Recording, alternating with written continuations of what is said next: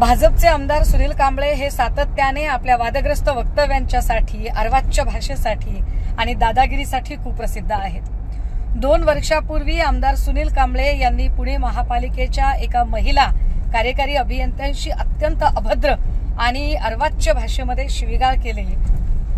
1 वर्षापूर्वी याच आमदार सुनील कांबळेंनी पुण्यातल्या आनंदनगर झोपडपट्टीतील सगळ्या रहिवाशांना बिल्डरशी संगनमत करून बिल्डरचा फायदा करून द्यायचा म्हणून चक्क दमदाटी केल्याचा व्हिडिओही व्हायरल झाला होता.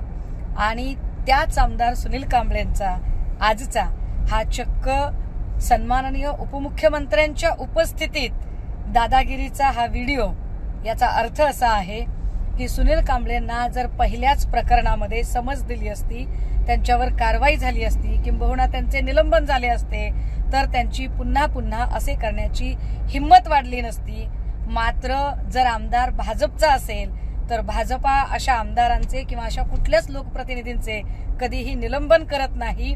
उलट भाजपचे आमदार असतील तर त्यांनी खुशाल अधिकाऱ्यांना मारहाण करावी, हातपाय तोडावेत, पत्रकारांना जीवे मारण्याच्या धमक्या द्याव्यात, महिला अधिकाऱ्यांशी अभद्र भाषा वापरावी आणि त्यांच्या जवळचे काही चाटुकारी करणारे अधिकारी असतील तर अशा अधिकाऱ्यांच्या मुलांनी दुसऱ्यांच्या लेकी बाळींना वाहनाखाली चिरडावे आणि त्यांना गृह खाते मात्र काहीही करणार नाही.